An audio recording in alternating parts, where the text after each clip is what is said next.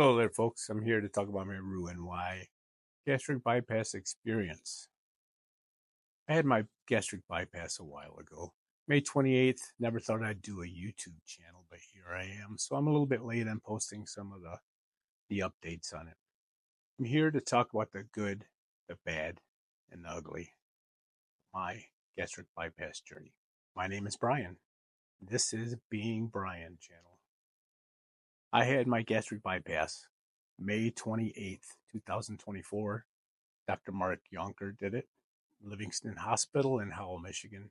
He's part of the Trinity Health Michigan bariatric team. I had to stay one night in the hospital. Ended up there a little less than 24 hours. Everything went well with that surgery. Really no pain. Got Tylenol extra strength every 6 hours. Everybody that gets bariatric surgery, that's part of their plan. And narcotic just once in post-op, and I think that's just more me anticipating it should hurt, but it didn't. A little bit of soreness. It wasn't pain-free, but very tolerable. In the hospital, I walked a lot up and down the hallways, drank as much water as I could. I was drinking probably an ounce of water every 10 minutes or so, which was above expectations. So I got discharged late the next morning and came home. When I came home, I followed a dietary plan to a T, drinking plenty of water, not drinking for 30 minutes after I ate. Stayed with the diet plan. They gave me the full liquid diet, the pureed foods, soft foods. Now let's talk about the good. During that first 3 months, I lost 44 pounds. I went from 277 on my surgery date down to 233. I was losing a few pounds a week, no problems. Didn't get hungry really until right about the 3-month mark.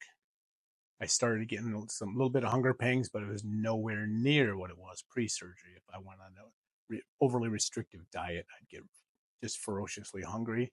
And that's the hard part. That's what's hard to keep up with. That's what's hard to avoid, hard to stay away from eating too much when you're constantly hungry before surgery.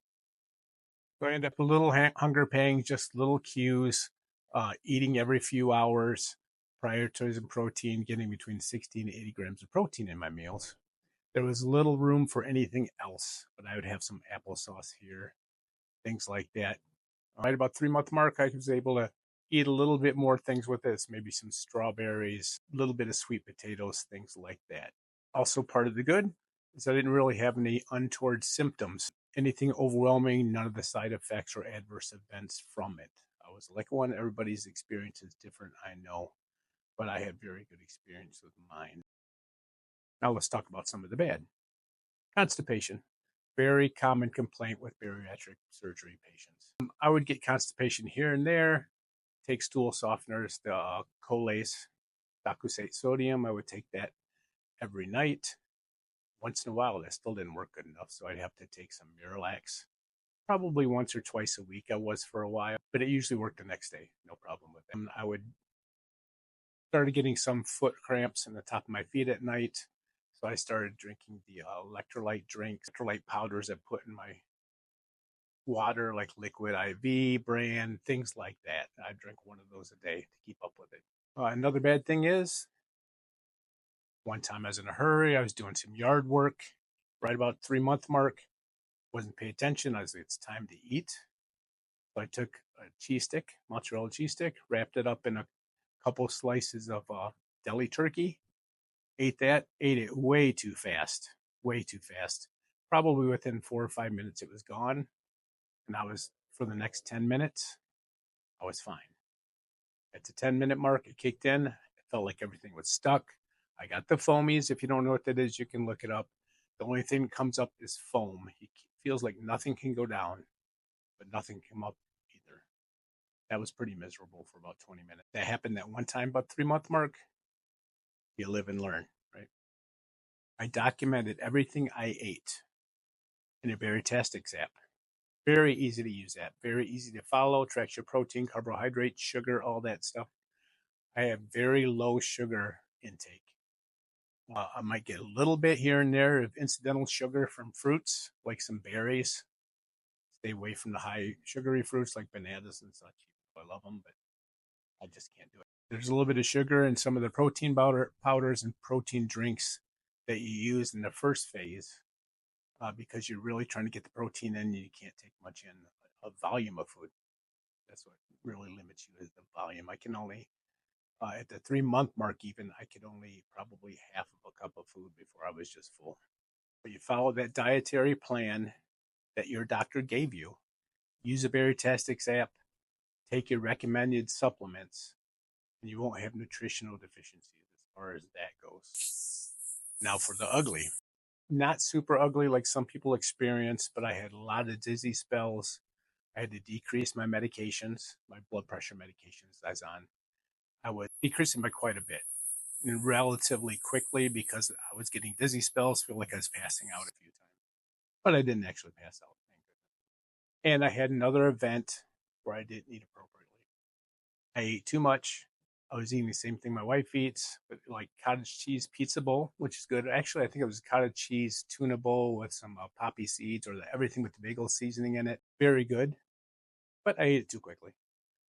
And I ate too much. At that point, it's probably 3/4 of a cup when all I could usually eat is half a cup. So I ate about 3/4 of a cup and I ate it in probably 8 minutes, 6, 8 minutes. Same thing happened. 20 minutes later, the foamies. Well, probably about 15 minutes later, the foamies. That was even more miserable than the first time. It's definitely a live and learn experience. Baby steps after that. I still ate probably too quickly, but nowhere near that going like I did. That was just bad habits I formed over years and years and years and hadn't really broken them yet. And still at that point of the 3 months, I still wait 30 minutes afterwards to drink my water or any kind of liquids, that kind of thing. And I have a really regimented thing with pill organizers where I take certain pills with certain times I eat, like I take a vitamin K2 and my multivitamin with iron with my breakfast with a little bit of fat in it. If for some reason I'm not having much fat at all or no fat in my breakfast, like some fat-free Greek yogurt, I'll save it till later with my lunch.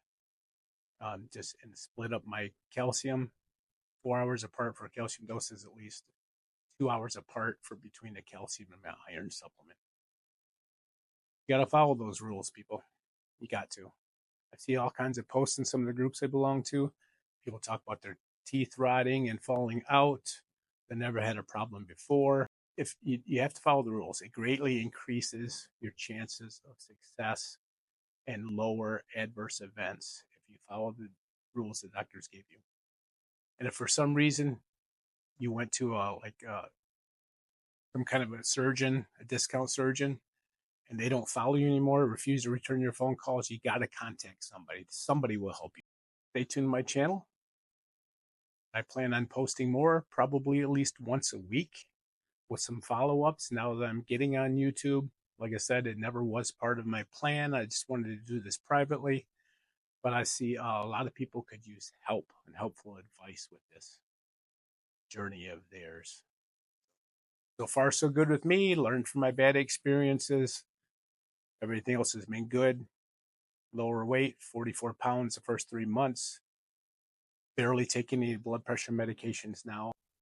12,000 steps a day in. Other than that, I feel great. And drop pant sizes too. See you soon, folks.